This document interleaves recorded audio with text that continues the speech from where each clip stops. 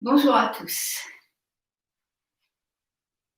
Donc aujourd'hui, on va reprendre le travail qu'on a commencé sur les quatre nobles vérités. Et on en était la semaine dernière, bon, c'était un petit peu chaotique les derniers temps, mais maintenant je pense que vraiment notre webmaster a trouvé une solution et ça a l'air de marcher. Donc on va reprendre la lecture de ce travail fait par les pratiquants à l'occasion d'une retraite sur les quatre nobles vérités. Nous en étions arrivés à la deuxième noble vérité que je vais relire. Voici, ô moine, la vérité noble, dite la cause de dukkha.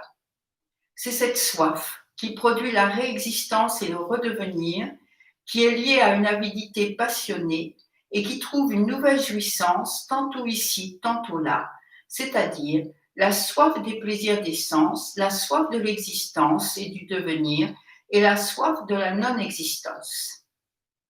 On avait dit que soif, donc c'était le terme, donc avec le terme pali, pardon, tanya, le désir insatiable, la soif inextinguible. Et j'avais cité ce proverbe tibétain qui, moi, toujours, j'avais dit, me frappe beaucoup. Satisfaire un désir, c'est comme boire de l'eau salée, ça ne fait qu'augmenter notre soif. Je reprends le texte de la pratiquante. Mais cette soif n'est pas la seule cause de dukkha, car dans le bouddhisme, il n'y a pas de cause unique et première, tout est relatif et interdépendant.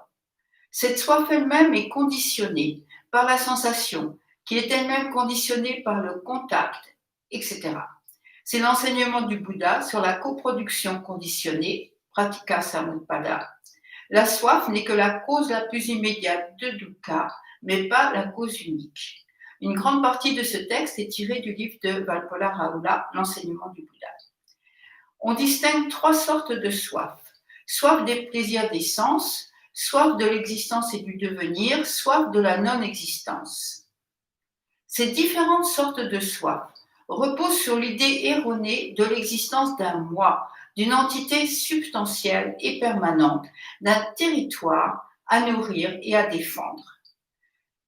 Ces différentes formes de soif sont source de dukkha car elles génèrent saisie et attachement. Le plaisir des sens, c'est le désir habituel, c'est-à-dire la recherche de ce qui nous plaît, de ce qui nous fait plaisir, et le support en est les 5 organes des sens, œil, oreille, nez, langue, toucher, corps, et le 6e organe des sens, considéré dans le bouddhisme, c'est-à-dire le sens mental. On comprend facilement que ce soit source de dukkha, car on peut les espérer et ne pas les obtenir, ou bien être séparé de cette chose qui nous apporte du plaisir, ou être confronté à un objet sensoriel déplaisant. Les soifs de type 2 ou 3 sont plus difficiles, je trouve, à comprendre, dit cette pratiquante. La soif de l'existence et du devenir. Est-ce la soif, le désir que ce qui plaît à mon moi existe ou advienne? Ou est-ce ce désir que cette soif qui dure, que cette énergie vitale qui me fait désirer être éternelle? Et la soif de non-existence, est-ce la soif, le désir que ce qui déplaît à mon moi disparaisse ou n'existe pas? Ou est-ce le désir de mort, le suicide, quand la vie nous devient insupportable? Le Bouddha parle-t-il de l'existence et de la non-existence des phénomènes ou du moi ou des deux? Donc nous allons voir, cette personne pose ces questions, ce sont des questions intéressantes parce que je crois que quand on lit ce texte, ça revient un petit peu aux questions que nous-mêmes nous pouvons nous poser et on va trouver la réponse plus ou moins à ces questions parce que c'est aussi des choses qui doivent nous interroger nous dans les textes des autres pratiquants. Donc, deuxième personne. Deuxième noble vérité. Elle est en quelque sorte le diagnostic du médecin, déterminant les germes de la maladie et prévoyant le processus de leur action. La seconde noble vérité est celle de l'apparition ou de l'origine de dukkha par la soif.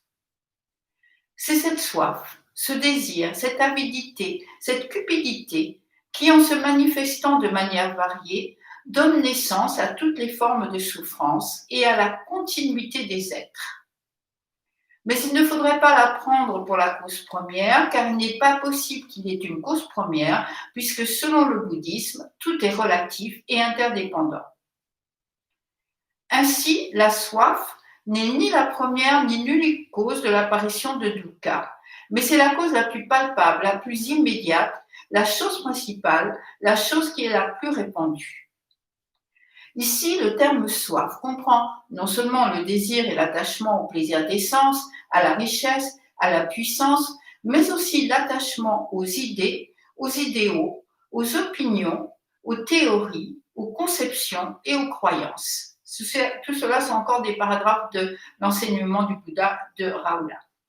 Selon l'analyse qu'en a fait le Bouddha, tous les malheurs, tous les conflits dans le monde, depuis les petites querelles personnelles en famille ou avec des amis, jusqu'aux grandes guerres entre nations, ont leurs racines dans cette soif. Les hommes d'État qui s'efforcent de trouver une solution aux différends internationaux et qui parlent de la guerre et de la paix seulement en termes politiques et économiques ne touchent qu'à ce qui est superficiel et ne vont jamais à la vraie racine du problème. Comme le Bouddha l'a dit à Ratapala, le monde manque, souffre de frustration et il désire avidement. Il est l'esclave de la soif. Tout le monde admettra volontiers que tous les malheurs sont engendrés par le désir égoïste. Cela n'est pas difficile à comprendre. Et pour terminer, je vous propose, si vous avez envie pour ce week-end, un petit exercice pour illustrer ces commentaires. Regardez ce que vous ressentez quand vous discutez avec une personne qui n'est pas de votre avis. Regardez l'attachement que vous avez à votre avis, à votre opinion, à votre théorie. En ce moment, c'est un très bon moment puisqu'il y a des théories et des opinions sur le Covid et sur ce qu'on devrait faire à peu près par tout le monde.